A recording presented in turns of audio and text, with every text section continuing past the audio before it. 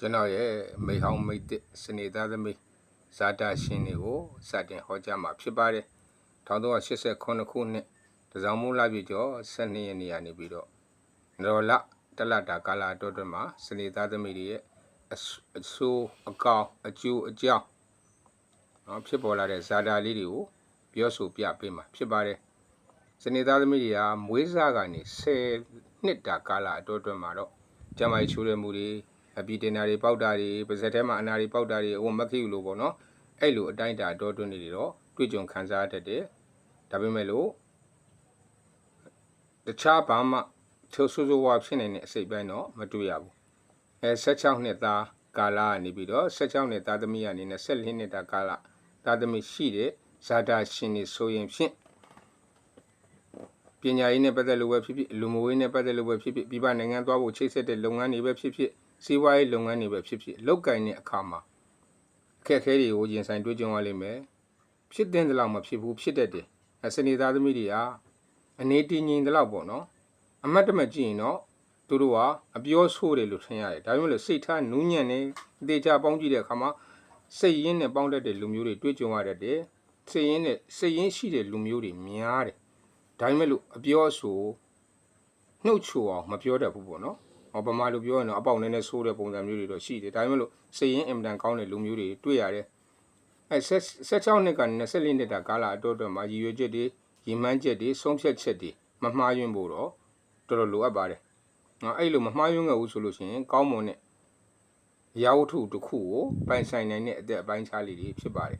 26နှစ်ကနေ36နှစ်တာကာလအတော်တော်မှာအောင်မြင်မှုတွေဘွဲ့ဒီဂရီဂုံတူးနော်ယာရုဌာနရအဲ့ဒါတွေရရှိတဲ့အစိပ်ပိုင်းတော်တော်နေတော့တွေ့ကြုံရလိမ့်မယ်အဲ့လိုတွေ့ကြုံတဲ့အခါမှာလွယ်လင်းတကူတော့မဟုတ်ဘူးနော်အတိုက်ခံပေါင်းစုံပြောဆိုပြစ်တင်မှုမောင်းစုံအဲ့ဒါတွေတွေ့ကြုံပြီးမှပဲအောင်မြင်မှုကိုသူကရရှိလိမ့်မယ်ပြည်ပနိုင်ငံတွေကိုသွားရမယ်ပြည်ပနိုင်ငံနဲ့ချိတ်ဆက်တဲ့လုပ်ငန်းတွေလုပ်ကန်ဆောင်ရလိမ့်မယ်ကုမ္ပဏီနဲ့ပတ်သက်တဲ့လုပ်ငန်းတွေဝန်ထမ်းဆိုရင်လည်းဝန်ထမ်းနဲ့ပတ်သက်တဲ့နော်အရာတို့အရာခံရရှိတဲ့အနေအထားတော်တော်တွေကိုတွေ့ကြုံခံစားရမယ်အသက်အပိုင်းခြားဖြစ်တယ်38နှစ်ကနေ48နှစ်တာကာလအတော်တွန်းကြတော့ဘာတွေဖြစ်လာလဲဆိုအပေါင်းအသင်းဆွေမျိုးမိတ်တွေကအဲ့ဒါတွေနဲ့ပတ်သက်ပြီးအနှဲငယ်ဆန့်ကျင်ဘက်ကလေးတွေဖြစ်လာတတ်တယ်နော်အဲ့ဒီမှာကကောင်းကျိုးဆိုးကျိုးနှစ်ခုရှိနေတယ်ကောင်းကျိုးဆိုတာဘာလဲဆိုရင်ကိုယ့်ရဲ့စရဏကိုချင်းတီလာမပြတ်ဘူးဆိုလို့ချင်းကောင်းကျိုးတွေအများကြီးရရှိလိမ့်မယ်တောက်စားမှုရတဲ့ကိုယ့်ရဲ့ကိုချင်းတီလာစရဏပြည့်စည်မယ်ဆိုလို့ရှိရင်တော့ဆိုးကျိုးဘက်တွေကိုများသွားတတ်တယ်အချုံတော်ပန်းစီဖြစ်တာမျိုးတွေတွေ့တဲ့တန်ရုပ်ဖြစ်တာမျိုးတွေခွက်စိတ်ကူးတောင်မှုတွေ့ကြုံရတာမျိုးတွေအဲ့ဒါတွေဖြစ်တတ်တယ်ကိုထိန်းနိုင်မှုတော့လိုအပ်တယ်ကောင်းစရာရှိရင်လည်းဇက်တိုက်ကောင်းနိုင်တယ်အဲ့ဒါအကျင့်စရဏမှာမူတည်တယ်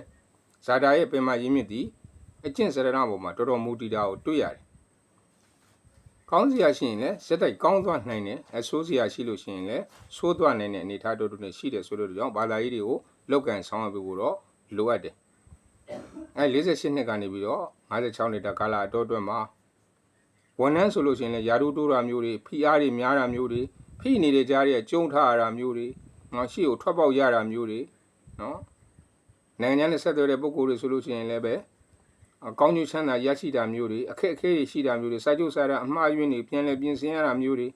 ရောင်းမဝယ်မဖြစ်တာမျိုးတွေနော်အဲ့ဒါတွေတော့တွေ့ကြုံခံစားရတတ်တယ်ဒီ52နှစ်ကနေပြီးတော့58နှစ်တာကာလအတော်အတွင်းအဲ့ဒီမှာကတစ်ချက်ပြောင်းလဲတာဘာဖြစ်လဲဆိုလို့ရှိရင်ကောင်းတာနဲ့ဆိုးတာကောင်းတာတော့များတယ်ကောင်းတာကတော့တော်တော်များတယ်အိမ်ဦးရင်ချမ်းမြေအဆောက်အဦဆက်ပစ္စည်းရန်တရားအဲ့ဒါတွေဝင်ရောက်မယ်ကောင်းမွန်တဲ့အနေအထားတော်တော်နေရှိမယ်ဒါပေမဲ့လို့အဲ့ဆရဏကိုချင်းတရားနဲ့ပတ်သက်တဲ့နောက်တောက်စားမှုပြောရင်းမှုပျော်ရွှင်မှုများတဲ့ပုံကိုယ်တွေဆိုရင်ဖြင့်တော့အဲ့ဒါတွေကဆန့်ကျင်တဲ့သဘောတရားကိုပြန်လဲတက်ရောက်သွားတတ်တယ်နော်မကောင်းတာတွေဖြစ်တာလည်းတဲ့သဘာဝကိုတွေးကြုံရတတ်တယ်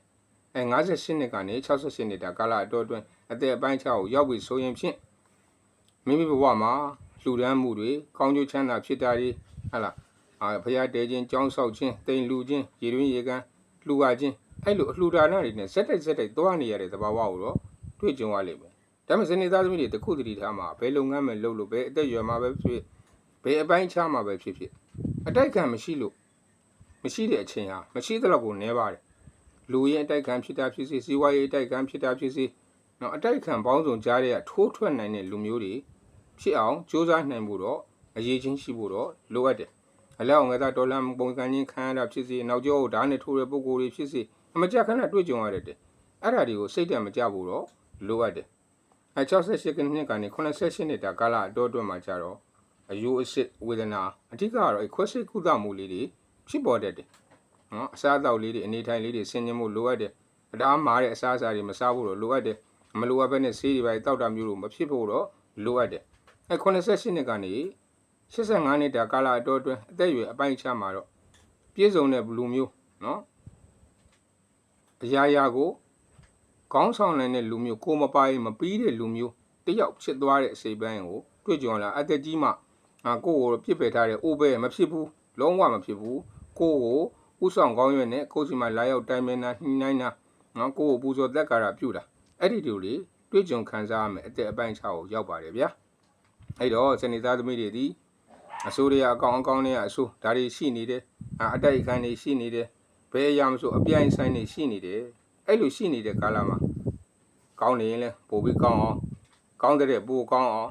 လုပ်ငန်းစီးပွားရေးတွေအလုပ်အကိုင်းတွေအဆင်ပြေအောင်ဗာမြတ်လုပ်ပေးရမလဲဗာရီမြတ်ရေရခြေပေးရမလဲဆိုလို့ရှိရင်ဖြင့်လွယ်လဲတကူပါပဲနော်မြတ်စွာဘုရားရှင်ကိုရောမြတ်ကိုရွှေသင်္ကန်းကတ်လှူတာနော်ယဟန်ပုံနာကိုသင်္ကန်းလှူတာအဲ့ဒါတွေလှူဒန်းဆောင်ရွက်ပေးမယ်ဆိုရင်ဖြင့်စနေသားသမီးတွေရဲ့ဘဝအခက်အခဲတွေအကျက်အတဲတွေဟလာကံနှိပ်မှုတွေနော်အပြိုင်ဆိုင်တိုက်ခတ်မှုတွေဒီကြော်လွန်ပြီးတော့ကောင်းကျိုးချမ်းသာမင်္ဂလာဖြစ်နိုင်သောဘဝကိုပိုင်ဆိုင်နိုင်ကြမှာဖြစ်ပါတယ်ဗျာနော်ဒါကြောင့်စနေသားသမီးတွေဒီအခုကျွန်တော်တနင်္ဂနွေရဲ့အစစနေအစောသားသမီးတွေကိုဟောကြားပေးတာဖြစ်တယ်အဲ့တော့ကျွန်တော်ကိုကူညီသောအဖြစ်နော်လိုက်ကလေးတွေပေးတာမျိုး secretary လေးနှိပ်တာမျိုးနော်ရှေ့ပေးတာမျိုးအသေးပေးတာမျိုးအဲ့ဒါလေးတွေအဖြစ်ပြန်လည်ကူညီပေးကြဖို့လဲကျွန်တော်ဘက်ကမြစ်တယ်ရက်ခံပါတယ်ဗျာနော်ဒုက္ခိအတ္တနံပရိဟတန္တုတဗ္ဗေတ္တာကမ္မတကာ